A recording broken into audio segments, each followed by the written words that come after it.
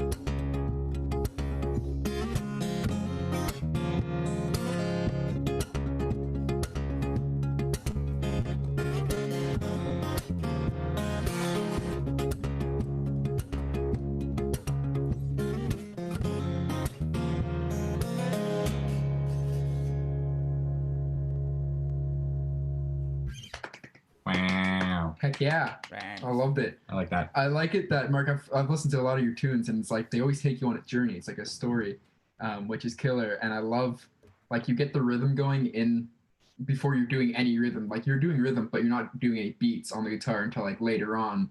And it's, like, it's so cool because you could really, like, groove to it, and then you add the beat on top of it with the guitar, and it's like... Yeah, It's that's beautiful. actually what kind of drove this song. I think it's almost like the groove came first, and you kind of just like build the riff around it. Yeah. Yes. I think that's like the best way to almost like write riffs, or once the groove is there, the notes will come. I think that's Yeah, it's the... can't put the notes where they don't fit in the groove, right? So Absolutely.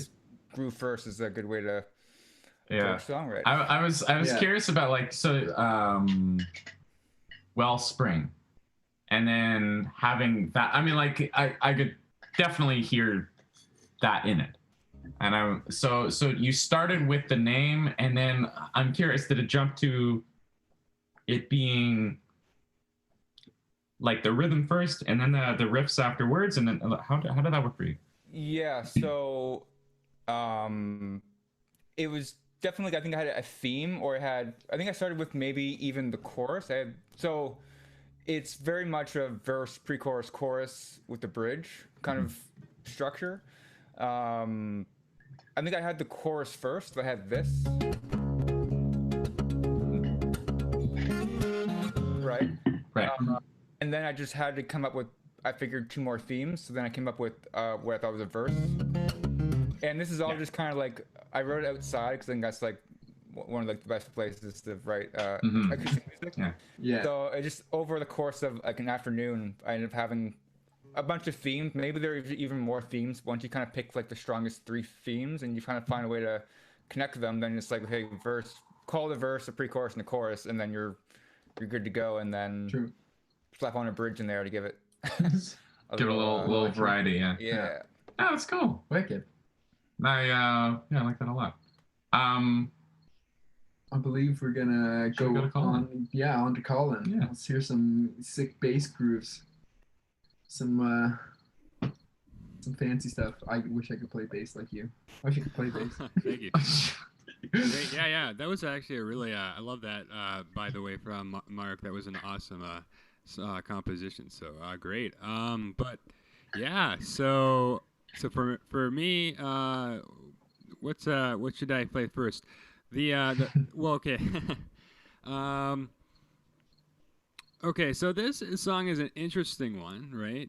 Because it's I've been inspired by the music of Beethoven a lot. Like in particular his Piano Sonata Number 14. Okay. Which is more commonly known as the Moonlight Sonata. Yeah. So there's the 3 movements, and I thought, well, if you can write a 3-movement sonata for the solo piano, why not a 3-movement sonata for the solo bass? I mean, yeah. I don't know. I think Victor Wooten might have done it before, but I'm not sure. But anyway, I decided to write a sonata, or I guess I use that term liberally because it's not. Sure. It's not following the strict sonata format yet, but I have 2 movements written, and I guess the first one I'll play. The first song I'll play today will be the second movement of that, the more intense movement. It's called the composition itself is called the Reawakening. The second movement is called the Transformation. Oh, ooh, great. Thanks. Excited.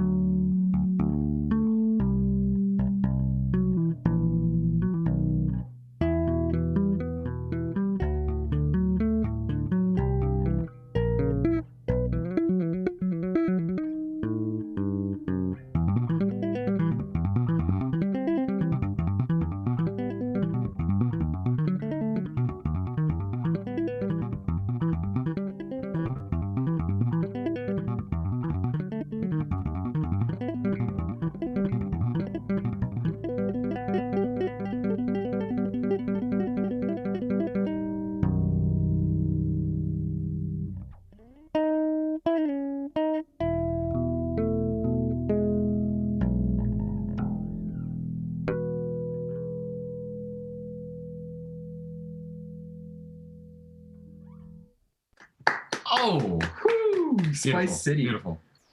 God. Ending on a Picardy third. Maybe. I don't know. No, that was fantastic. That's really. great. Thanks, guys. Yeah. Very nice. God, my mind is going in so many different places because I could hear the influences from a lot of different areas. Mhm. I mean, technically, like on the instrument, of course, there's. I mean, with bass being such a new instrument as well, it's kind of a new frontier, really, for people are making it up. Mhm. Making it up as it's going along nowadays. But I'm curious how you bridged some of the groove elements in with the classical elements, because I could hear them going seamlessly into each other. But where did the inspiration come from with All your writing, I think. yeah, putting them together? Yeah, it's a good question. Well, for me, I'm just I kind of inspired by every single style of music. So I guess it just comes from a lot of listening, to a bit of Beethoven and Chopin, but then going back and then listening to Marcus Miller and and then whatever Earth, Wind and Fire, and then like kind of at some point you kind of start to draw some relations between them, because Marcus Miller did a cover of Moonlight Sonata, actually. So Okay. he made it super funky, but he still had the spirit of the song. So I guess I just try to like capture the spirit of whatever I'm trying to play. But it just comes from a lot of listening and trying to listening to what I'm playing, right? But when I first wrote this song, I wrote it for I tried to write this piece for like a little collab that Charles Berthoud, like this YouTube bassist, was putting together. Okay. And I wanted to come up with something groovy because it had to be at 120 BPM. So, okay. But the first thing I came up with was this thing with like a bunch of harmonics, right? And I thought that would just kind of transition nicely into, then I started to make a tapping version, right? Which is the second part. Yeah. And then it just kind of automatically transitioned into something like more classical sounding. And I guess part of that was because I don't like playing the same kind of four chords. I don't, I'm not, I like to kind of change up some of the chords. So I guess automatically I'm going to kind of go to that, some of those, secondary dominance or classical kind of sounding or chromatic kind of chords. Yeah. Because, as much as, four chord music can be great. Like there are great songs written with just two chords, right? The 12 bar blues is like three chords, but I like to just kind of keep it interesting. So yeah, no, that's totally kind of how I blended them. Yeah, you do a good job at that. So then it was a song that was serving a purpose for a specific, like a YouTube. So what was the that inspiration? So you needed to write it for somebody else on YouTube? How did that work? Yeah. So the bass player Charles Berthoud, who's kind of getting pretty big on the bass kind of niche on YouTube right now. He was featured on some of Davey 504's videos. I don't know if you've heard of him, but he wanted to do a big quarantine collab because everybody's obviously at home and quarantining right now. Right. That was back in March, I think, and I just was like, oh, crap, he has like 300,000 subscribers. I might as well try to get in here, right? Right, yeah. I sent I had to come up with something really quick, and I thought E minor and 120 BPM were the two things. And I thought, well, everybody's going to send him something like Crazy Slapping, right? Right. Because that's, just how it is, right? Yeah. So I was like, why don't I do something different and send him some like harmonics, right? I tried to do something slap, but it just wasn't working. So I went the harmonics route, and just a short 20-second clip was what I came up with. And I realized, actually, I could just turn this into my own song, right? Yeah. But it was I was featured in the collab obviously, and it was pretty fun. But That's great. I decided I just wanted to take it to in my own direction, right? So Yeah, absolutely. I find it interesting how sometimes as a writer you need to write for a specific purpose, and then you totally open it up to other areas. I mean, I needed to write. I wanted something for my ensemble in school, and then it ended up being like, oh, wait, no, I can use this song, like this song in so many different applications, and then open it up to different bands and stuff. So, True. yeah, no, that's fantastic that it ended up developing into this sonata. yeah, totally. Yeah, Thanks. that's cool. Yeah. Very good. There you Very go. spicy. Cool. We're gonna hear from Well, let's hear from Brandon Brandon. over there. Hello. Hello. Hello. Well, I'm gonna totally go to my drums right now and play something. Do it. Definitely. Do it. Or a video might play. I don't know. Maybe. Oh, we're gonna play that now. I would hope so. You're gonna get your clone in the other room to do it. And it's happening Okay, now. sounds good. I don't know if it's now. Hope Now, so. Uh-huh. perhaps.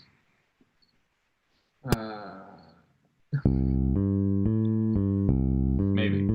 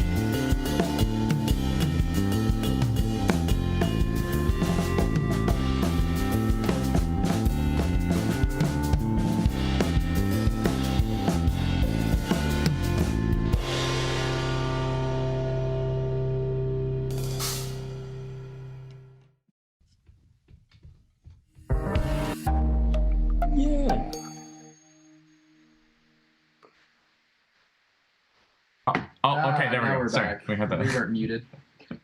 That was beautiful. That was great. I loved it a lot. I have a question. Yeah. I totally don't know, but did you make that track? I did. Not all by myself, but I got the. Well, I'll tell you how I kind of came up with it. So I think it was like the third song I've ever written. This is like my first like full length kind of song. So I'm kind of proud of that. But I think one day I just had like the idea for that bass line that plays throughout the whole song. It's in 7/4. Line, yeah, it's cool. I I like that going through all of the time signatures. It still had that like the similarity through it. It was just augmented a little bit at the end, just to fit all of them. I had a lot of difficulty figuring out what the time signature. Yeah, so it does a lot of weird rhythmic things in there. So first of all, it's in 7/4, but it's kind of like a long 7/4, and there's like a dotted eighth note thing at the end of the bass line, which can also be interpreted a bunch of different ways. So I think that's kind of where it loses a lot of people. And then in the bridge part, it goes back to 4/4. Yeah. And it's all in triplets. So there's like one that's like pretty accenting the downbeat, and then it switches to accenting the second triplet. And it even throws me off because I haven't figured it out yet. Even though with making that track, was that by yourself, collaborative? You said there was. Yeah, so I got like the bass line and then like some percussive stuff in there, and then I sent it to Connor Ivany, and he put those nice like big patty guitars in there. Right. Those are really beautiful. They kind of change the whole vibe of the song. Then I sent it to Bura Camara, and he put some little guitar in the background and played through the whole track. That's been very nice. Then I sent it to Nick Robbins, and he did some vocals on it. But the funny thing about Nick is that he manages to turn every song into a minor song and makes it really sad. So Nick, no. Which is interesting because he always looks at things into the relative major. Anyway, that's you know what? This is too much context. Yeah. We won't go into there. No, but that was cool. So I know. So if the viewers don't know at home, Brandon is in a band with us. We're all my life. But we make very dramatically different. Do you feel like you've had like I mean, with you being able to work by yourself, you've been able to build the confidence to be able to make your own stuff with from scratch now. Do you find that now that you're working kind of more, you're leading the song, how have you been like feeling like going more experimental? I mean, I know that was way more experimental than I've heard of pretty much anything that I've heard you make. Yeah.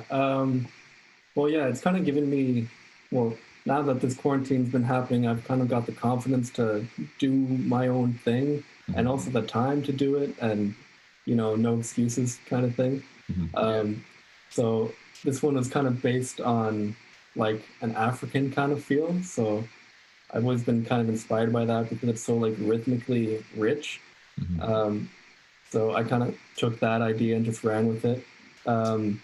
This is not the most experimental song I've made, though. I worked with Gord Coulter and Dylan Winger, and we made a song called Void Music, and it's just like the most bombastic, experimental, weird thing you've ever heard. Less form, more. Yeah, less form, more sounds. Right. Okay. Heck yeah. But I like the freedom working with myself gives me, you know what I mean? Like that's cool. Right now I'm not confined to any genre, I just kind of do whatever I want. I like it. You do you. Yeah, you can, the world is your oyster. Yeah. When you're your own oyster. It may not sell, but whatever. It makes you happy. So that's what's selling. Yeah. Or something. Or something. I don't know. Anyway, no, that song was really great. Killer.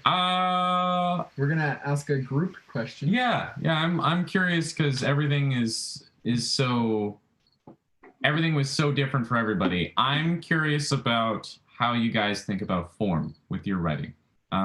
There was a little bit of verse, chorus, bridge, chorus. There was a little bit of going from motif to motif with some. How do you guys feel? I mean, Yeah, and whoever you're wants not to confined to a band, or I mean, you are confined to a band if you're going to play with a band. But I mean, you don't need to do pop song form. How do you like to play with that? Anybody? Yeah, whoever's got something. I'll bite with that. Yeah. I would say form in general is kind of like the analogy of like building a house. Like Okay. you can have really great walls, but with like Foundation having a foundation or a ceiling, it's just like a bunch of walls, right? Sure. On the other hand, I love writing through composed music, where it's just like you just get like a B, a C, a D, and then you're at like H, and you're like, where am I going with this song? Yeah. And it's like 8 minutes long, but sometimes it's almost a balance between like who are you trying to please or what's your intent. Like if your intent is to make something pleasing for your audience, then yeah, giving them the verse, chorus, bridge is gonna keep them. They're gonna at least, it's like they're gonna understand what's going on as far as like, they get a sense of like if you're trying to communicate something to them, it's like you're having nice concise sentences. You're kind of making your paragraphs very clean. Yeah. You know where the periods and the commas are. Yeah. But if you're just like rambling to yourself and just like having a good old time and just going on a stream of consciousness, then that's a great trip too. But your listener, you might lose them along the way. So yeah, it's kind of a balance. Have you found that you are playing with both sides, with through composed and with more traditional forms? Do you go for both? I'll blend both. Again, it depends on what you're going for. Like I'm working on a piece now that's intended to be like a full album kind of thing, so I can get away with the listener getting lost in the way if the intention is for them to just dive in for the 40-minute experience. But if I want them to listen to a 5-minute track and by the 4th minute they don't have something that repeats, they're going to be kind of like, what is going on? Like, give me something I can digest, right? Yeah. Right. True. So it goes around, yeah. Yeah. I'll speak to that a bit. Yeah. So I find I have a lot of songs in the graveyard of my project folders because I have like 1 or 2 ideas and then, I don't really do anything with them, or I don't have a connecting idea. So, these are probably just like verses I have and no choruses or bridges to connect them. So I try not to get into the trap of like going in blind. I like to have like, a foundation to kind of follow along to, or else I just get lost myself. I think with that song I just played, that was kind of cool because it had a very similar vibe throughout. So that's something the listener can hang on to, and it's all just kind of like a vibe throughout the song. You know what I mean? So I guess in that way, it doesn't really have to adhere to like typical song structure. But I think it changes to like 4 sections throughout the whole song, but it's not like a typical verse chorus format. Do you think that's picked up through listening to the African music that you were drawing inspiration from? Yeah, because they just kind of take an idea and then slowly morph it throughout a song and just keep the same vibe going, which I think is really cool. Yeah. Wild. And then just slowly building it up from there. No, that's cool. Colin, I'm curious about how you came up with the sonata form and how you were like, wow, okay, this is what I got to do with this idea. You had like a short little snippet of an idea, and then you grew into a 3-section epic from there. Where does it start? Epic? I don't know. Maybe that's the wrong word. But yeah, so how do you feel about form in that sense of Yeah, good question. So when I start a song, I never know what the form is going to be. because I usually just start with a small sort of idea, right? But then I'm like, if it's good enough, if I don't like it enough, I tend to play that idea over and over again until something just not naturally pops into my head. The more I play it, the more that in my own time, what ends up happening is I'll like play something like 80 times, and then I'll just go and like chill, and then I'll be eating my breakfast or drinking my coffee, and all of a sudden like, oh wait, something came into my head. I go run upstairs, and I'm like, and I go and work it out again, something out, and then it kind of naturally starts to take shape from that. Kind of sometimes ideas come to me like when I'm like asleep or something, right? So or like just in the middle, or just at first thing in the morning, or in the middle of the night, right? You just kind of, those ideas just like come to you, and you just kind of, or you just, as in like it's the next idea of like, okay, so I've started from the beginning. I'm here, and then I'm looking for that next. Is that like it comes to you in little bursts like that? Exactly. It just comes in little bursts. It never comes like all at the same time, right? So, and I find for my songs, right, I like that. That was that piece I played there was the second movement of my sonata, and the way I kind of structured that, it was actually just kind of, it's kind of very it's actually structured very verse kind of chorus kind of thing. But just not with the same kind of dynamics. The most intense part is actually the verse, so to speak, and the less intense part is more the chorus. So it kind of is backwards, but it with the other, but then I realized I wanted to kind of add to that because I felt like it was the transformation, right? It's an epic part, but I want a more chill part before that. So I decided that the other piece. The first movement is more like a very relaxing kind of meditative part. So I just like, I just mess around. I don't really have any structure, but most of the time, a lot of my songs end up falling into that verse chorus structure. Right. That's just the most, So is it ends up being like you want a up and down in energy, but it's not necessarily thought of in the moment of I want this to be a verse, I want this to be a chorus kind of thing. Exactly. Okay. Yeah. All right, great. Dynamic stuff. Yeah, so you follow like the dynamics more. Is that how you figure out like what the chorus is going to be, what the verse is going to be, or? Yeah. Okay. Yeah. Exactly.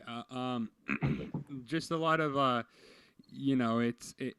just I don't know. I just kind of try to think about like what would go well with this other part, right? And then it just kind of naturally tends to form from there. And I try to go with something that's dynamic because I want it to sound active, I guess, right? Yeah. And Of course. But yeah. That's cool. Totally. Yeah. Cool. Nice. Yeah, I really like how there was a very wide variety of styles, but forms was the thing that I was thinking ahead of time. I was like, because instrumentally, the words are not, well, you're not, there's no words. They're not, that's not how it works. Yeah. Before we go back to Mark for another tune, I just want to let the viewers that are watching know that if you all want to ask a question, ask it in the comments, and then we'll ask these lads the question you got. So, and now on to Mark. What does Mark got for another tune? I got a song I wrote, I guess it was 2 years ago. I'm up at my parents' cottage up here in the Huntsville area, and I wrote it here on the dock. I think it was like 2 years ago, and it was on the Labor Day weekend. So, again, another outdoorsy kind of tune. This one's written around a tuning. I think is kind of how it kind of came to be. Is it had a tuning in mind. That's also a theme in my writing style. It's also, I think it's part of the genre. Is when you write in open tuning, you kind of unlock sounds. Yeah, absolutely. You like discover when something you're new. like there are natural chords that are going to be coming out through the harmonics, so right. you're going to be using them. Yeah. And it turns off my brain a lot too. Like if I'm in standard tuning, I'm thinking like intervals, I'm thinking all the chord shapes I know, Right. I'm thinking all my scales, I know all my Yeah. patterns, and that kind of just Stuck. it turns off your like whole other hemisphere of your brain and be like, well, I can only really follow my ear, I can only kind of just like Oh, experiment that's cool. with what you know, and then you kind of just trial and error, and you end up finding all these new sounds that sometimes you couldn't really play comfortably on a guitar, because like sometimes you get like, I don't know, a second plus a fourth plus a third, and you couldn't in standard tuning, at least you couldn't reach that kind of thing. Plus Yeah. with the open strings, it's kind of like you're almost more like a piano player, where you can utilize open strings as like an extra finger and things like that. Yeah. So yeah, Cool. in the spirit of form, this is like a ABC with a D in there somewhere. So it's Okay. kind of more again through composed a little bit. The themes aren't super round like in a verse chorus kind of thing. Great. Cool. Cool. Excited. All right, here we go.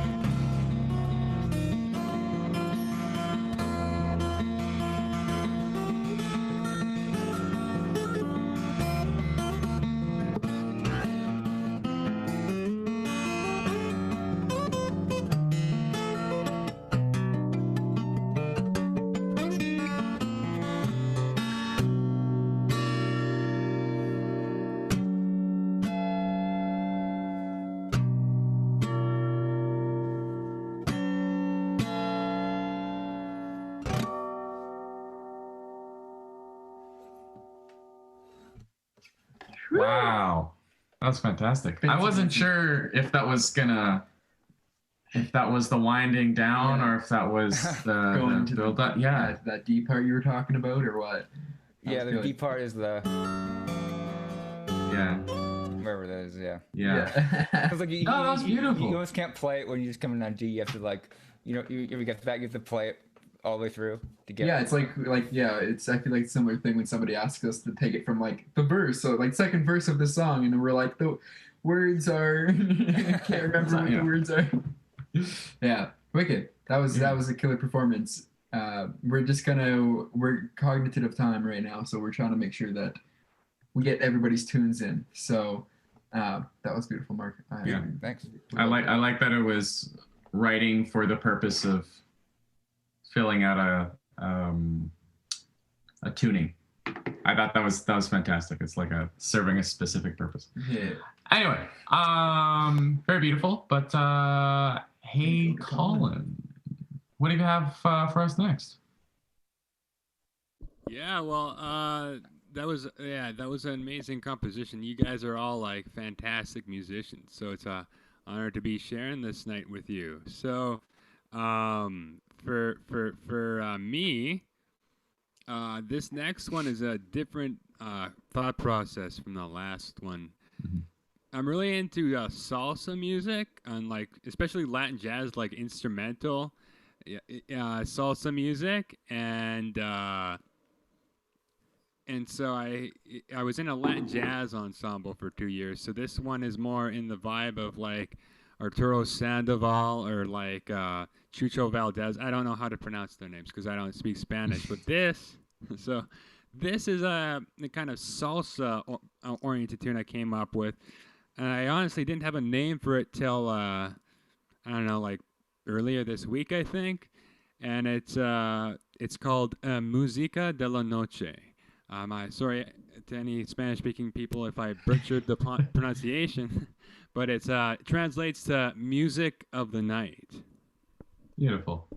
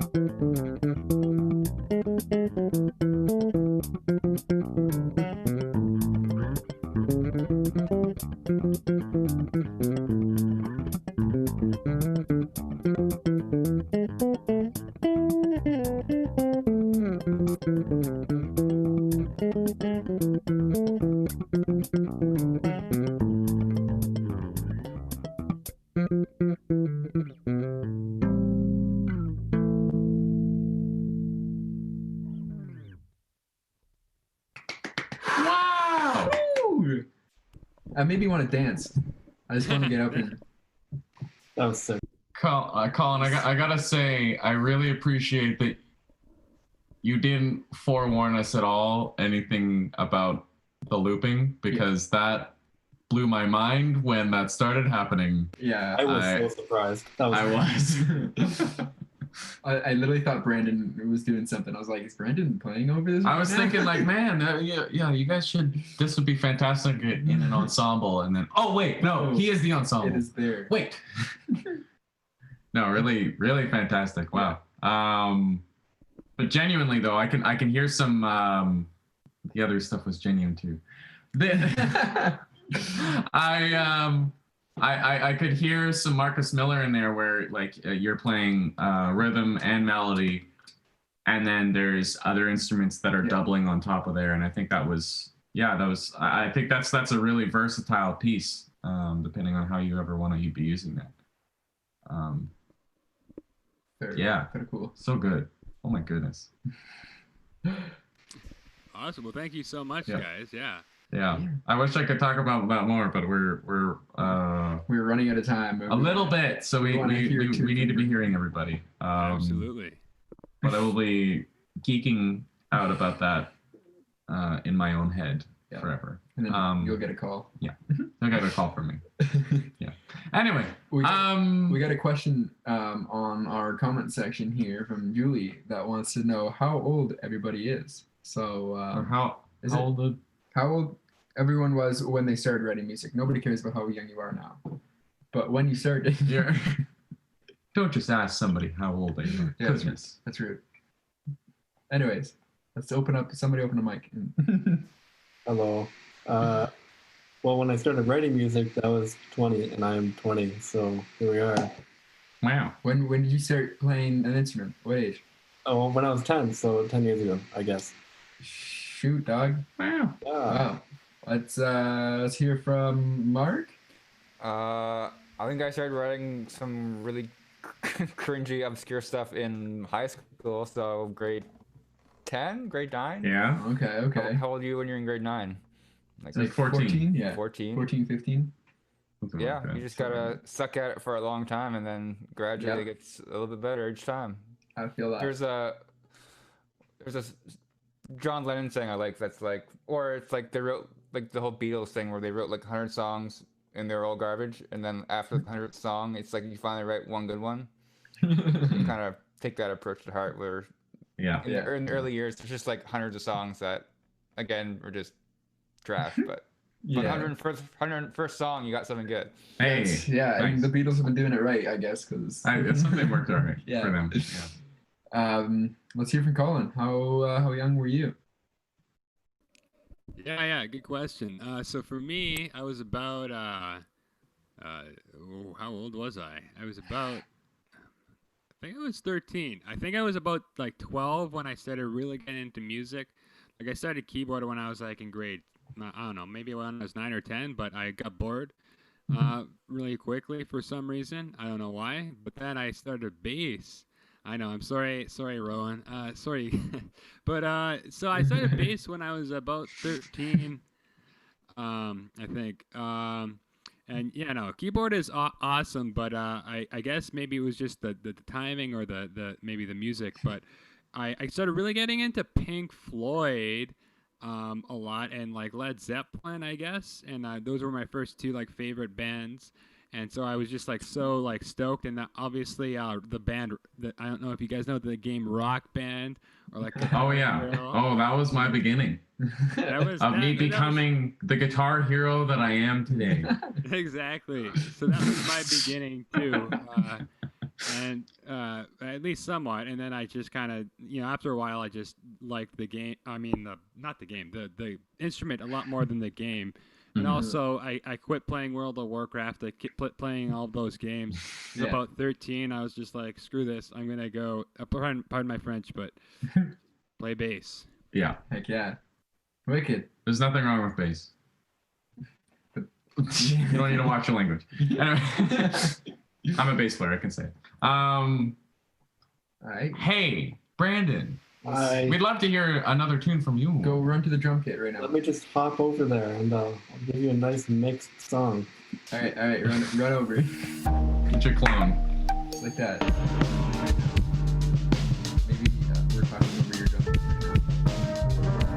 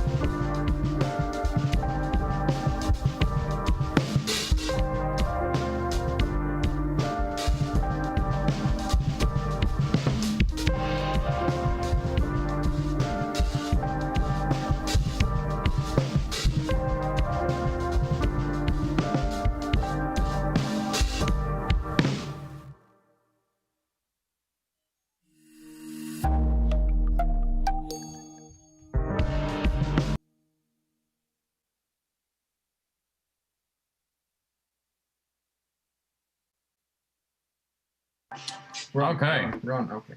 Okay, here we are. Unfortunately, it was a lag. No, that was cool. I had some stank face the whole time. Yeah, man. Thanks, man. Kind Yeah. of with those rhythms. Yeah. I was Yeah. like, is that triplets? I'm like, no, man. Nah, Two that more. is it. Two more.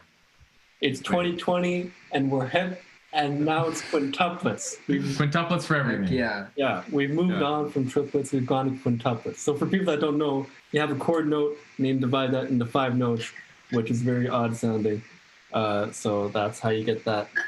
Or a drunk feel. Yeah, that if you drunk will. I was also pretty wasted, so Oh. that's why Just- I wasn't. on time. Your clone is wasted though. Yeah, He's- not you. Yeah, not me. The clone is drunk. You're sober. Not you. Exactly. Right. No, that was fantastic. It was pretty big. Pretty wicked. Yeah, I like that. That was not only just an exercise and using it a lot of different ways, but it was just it's pretty good all around. Yeah. I want to ask you about the synths, but I don't know if we even have time to ask you about synthesizers, but I do believe you might be out of time. yeah. So, But yeah, that was really cool. I like that there was a lot of different directions that even on the first time around that everybody was going through with their music. We don't have any more questions. Excellent. No, there's no questions. Yeah. Okay. Alrighty. Well, I mean, I really wish that we could go longer. have a 3-hour long conversation. Yeah. Um, But it is what it is. It is what it is. Everybody in the chat amongst these beautiful musicians are like, synthesize ours, but I feel like one of you has something to do. no, we don't. It's the end of the anyway. Hey, how do you feel about synthesizers? Why did you? We got a lot of. Wait, you know what? We're gonna do it. We're gonna do it. All right, cool. So go into it. So I made that song too for those of you guessing, I guess. But yeah, I think I just like gave some jazz chords, some minor nines and minor 13s, get those chord extensions on there, make it spicy, ooh. And then I just I went to Logic and put the Fat Effects plugin on, and I sold Fat presets. It's actually called PHATFX, and I was like, that's what we need. Fat Effects. Yeah. So you go there and you choose this cool preset it has, and then you move the things around, and then you get a cool sound. And I did that for those, and then I did that for the drums too, and then I pitch shifted the drums as well. You pitch shifted the drums. Yeah. Pitch shifted. Pitch. Yeah. I put down a few semitones, and that was kind of cool. Interesting. And then I just improvised some piano riffs over it, and then I made them old timey, as if they're sampled from jazz solos and stuff. Right. Okay. Cool. It's taking it's sampling sample culture without actually sampling. Yeah, without all the legal laws. Yeah, right. You created it. I can't sue myself. Maybe I can. I don't know. You lose money. I'll sue myself when I'm older. It sounds like some Bill and Ted kind of going in the future. And yeah. Anyways. Okay. So I'm very glad. You know what? The synth talk was really worth it. We could leave it in. Yeah. Cool. Alrighty. Well, thank you, everybody. Thank you, Mark, Colin, Brandon, for being a part of our first, definitely not only instrumental night. Yeah. It was very well. Their names are there. Go look them up on the internet if you like them. And if you don't, keep looking. Look at them. Anyways, they're going to be looking for you.